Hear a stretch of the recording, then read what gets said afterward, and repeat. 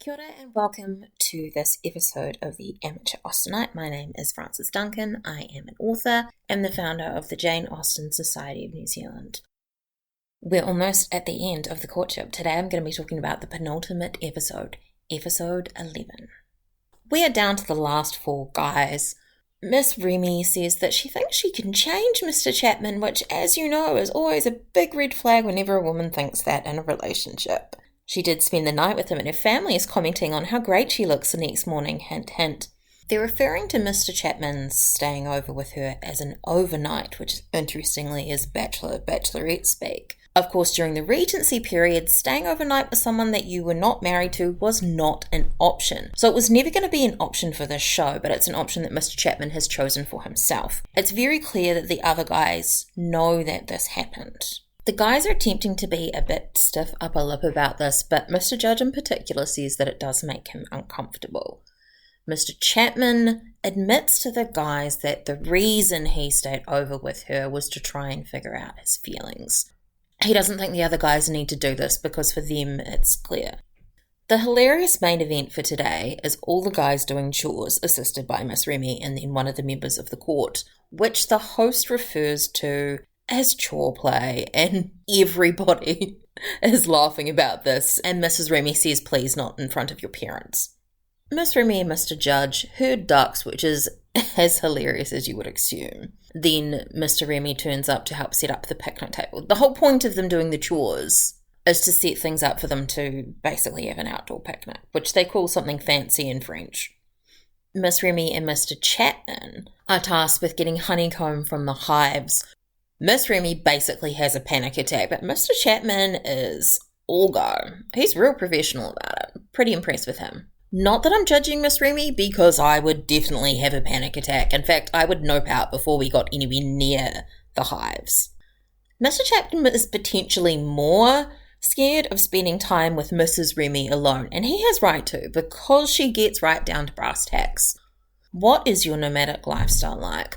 When are you going to commit and settle down?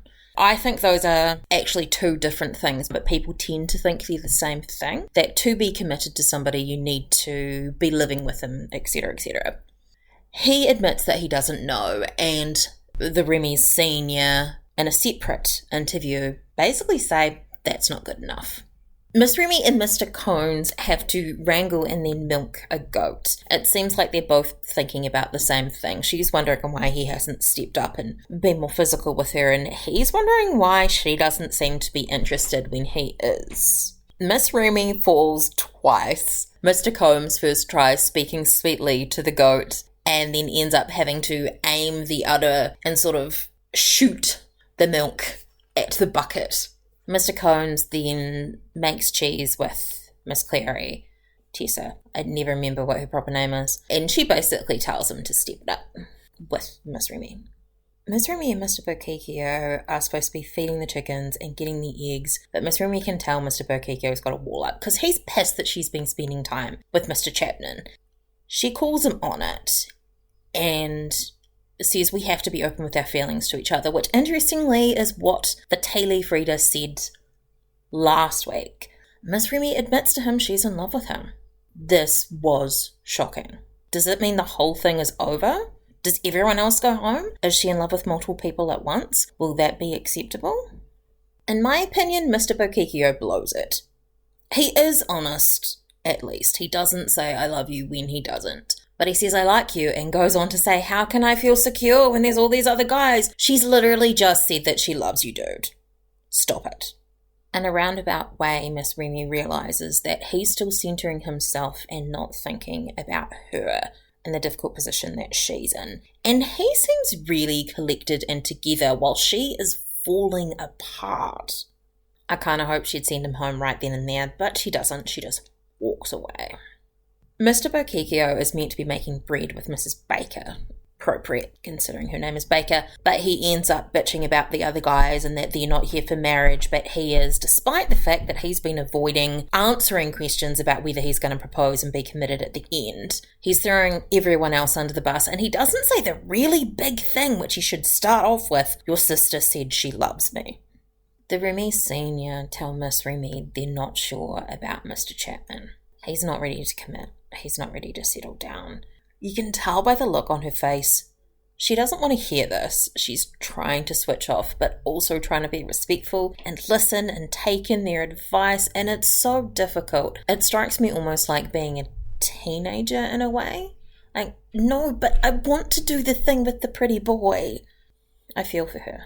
It appears that while this conversation is going on, Mr. Chapman's admitting to the boys that he doesn't love Miss Remy, and he uses a phrase which makes it sound very much like they did have sex, and afterwards he went, I don't love her, I'd know by now. And he says that he would need love to make a commitment and change his life. She's seeing a future with him that he's not, and the other guys are super uncomfortable listening to this. All these people are putting pressure on themselves in a highly stressful, highly controlled environment. It's all fabricated. This is not real life. And it feels like they have this period of time, and if they're not in love by the end of it, that's it. And life just isn't like that. It's not fair to them or to the realities of love and relationships. Things can take a while to develop. Due to rain, the outdoor picnic is moved inside.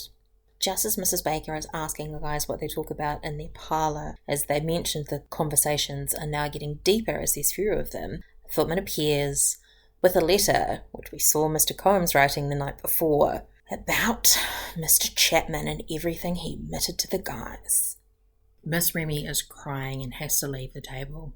Mrs. Baker kicks out her parents so that Miss Remy can address the boys directly. When confronted, Mr. Chapman admits the letter is correct. Everybody leaves so he and Miss Remy can talk about it. She brings up the fact that he did almost leave, but he stayed, and he says he was listening to other people saying that he could be in love, but he wasn't listening to himself. I want her to scream at him, "I slept with you," but she doesn't. She mentions letting guys go that did care for her. That was bad, and he feels bad about that. He wants to give her a hug. She says no, and he has to walk away. It doesn't seem fair that she has to stay after this, but she does. She talks about him having broken her heart twice. She did say earlier that sometimes she wanted some time in between to sort through her feelings, and this is probably one of those times. Mr. Chapman's departure doesn't guarantee the other three positions in the final. They're all on the dance card. For a second, it seems like Mr. Cohen's letter isn't going to save him, but it does, and all of the guys stay. I wonder if this is the first show of this type where the Bachelorette has had 3 choices in the finale. I understand that Miss Remy has had a big day and probably doesn't want to have to go through another goodbye. But I think she might be making it more difficult on herself in the long run, because next week she has to get rid of 2 guys, not just 1. It should be noted that for this ball, it's the first time all of the women are wearing darker colours. Or perhaps it may be the first time I've noticed all the women wearing darker colours, which kind of fits with how Miss Remy was feeling going into this. But they're all happy families at the end. All the guys are hugging the court and hugging Miss Remy. It'll be very interesting to see how it all plays out in the final week. This has been my summary of episode 11 of The Courtship. My name is Frances Duncan. You can find me at francesduncanwrites.com and on Twitter at Frances_Duncan. Thank you for listening, and I wish you happy watching.